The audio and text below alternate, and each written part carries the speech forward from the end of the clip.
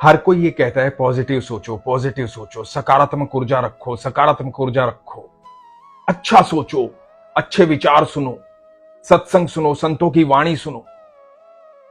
लेकिन इससे होगा क्या? हरे कृष्ण दोस्तों, मैं हूं अनुज शर्मा। एक बार एक दादाजी अपने पोते को रोजाना भगवत गीता सुनाते थे। जब भी भगवत गीता का पाठ करते, पोते को साथ में बिठा लेते, रोज उसको सुनाते, रोज पोता सुनता। एक दिन पोते ने कहा कि दादाजी एक बात बताओ, आप रोज मुझे श्रीमद् भगवत गीता सुनाते हो, लेकिन मुझे याद तो रहती नहीं है, तो क्या फायदा आपका भगवत गीता सुनाने का और मेरा यहां बैठ करके सुनने का? दादाजी मुस्कुराए। दादाजी ने कहा कि अच्छा एक काम कर। वो छलनी उठा।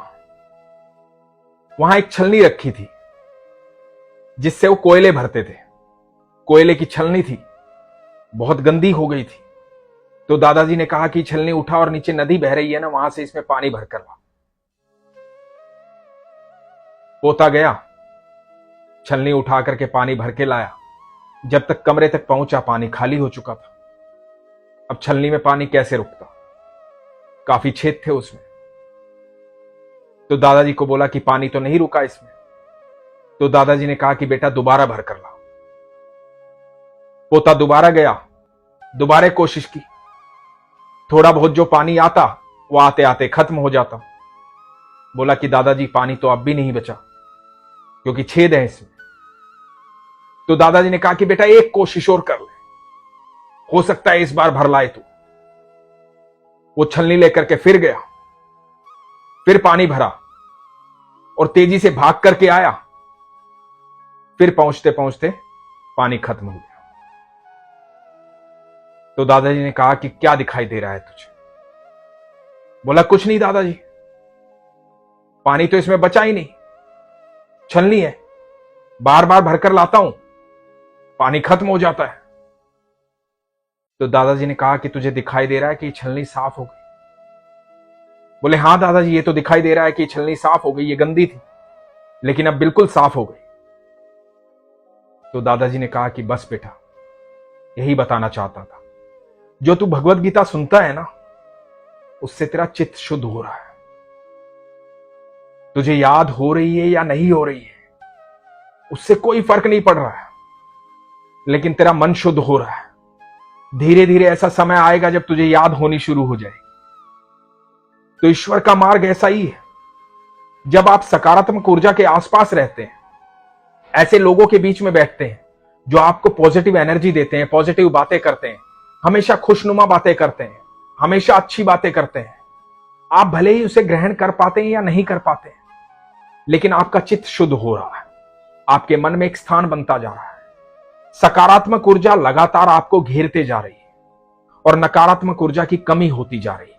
जितना ज्यादा आप सकारात्मक ऊर्जा के आसपास रहेंगे, जितना आप पॉजिटिव बातें सुनेंगे, जितना संतों की वाणी सुनेंगे, जितना धार्मिक बातें सुनेंगे, अच्छे विचार सुनेंगे, उतना आपके मन में सकारात्मक ऊर्जा बढ़ती जाएगी और लगातार सकारात्मक ऊर्जा का प्रभाव आपके जीवन को बदल देगा। आपके विचार बदल जाएंगे। जैसे जैसे आप नकारात्मक ऊर्जा की तरफ जाएंगे, नकारात्मक चीजों को देखेंगे, उस तरह की बातें सुनेंगे, तो नकारात्मक ऊर्जा का प्रवाह बढ़ता जाएगा, सकारात्मक ऊर्जा कम होती जाएगी। अब यह फैसला आपको लेना है कि जीवन में सकारात्मक ऊर्जा को बढ़ाना है या नकारात्मक ऊर्जा को बढ़ाना है।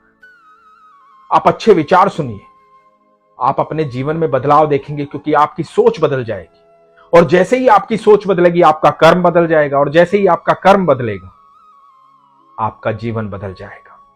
तो जीवन को बदलना चाहते हैं तो हमेशा उन लोगों के बीच में बैठे जहां विचार सकारात्मक है, जहां दुख की बात नहीं होती, सिर्फ सुख की बात होती, जहां परेशानी की बात नहीं होती, सिर्फ खुशियों की बात होती। तो हमेशा ऐसे विचार सुने जो आपके मन को सुकून दे, सकारात्मक ऊर्जा दे। फिर देखिए, आपके जीवन से दुख कोसों दूर चला जाएगा। जब आप ईश्वर की बातें सुनेंगे, विश्वास करेंगे, आपका विश्वास धीरे धीरे प्रगाढ़ होगा। जब धीरे धीरे विश्वास प्रगाढ़ होगा तो दुख आपसे कोसों दूर चला जाएगा, क्योंकि जहां ईश्वर होते हैं वहां दुख नहीं होता है।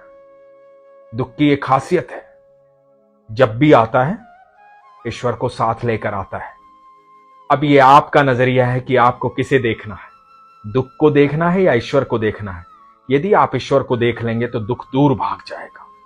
तो अपने जीवन के दुख को दूर भगाना चाहते हैं तो बस ईश्वर को देखिए, सकारात्मक ऊर्जा को देखिए, खुश रहिए, विश्वास रखिए। इसलिए हमेशा कहता हूं, अपने विश्वास को मजबूत रखिए, अपना ख्याल रखिए। हरे कृष्ण।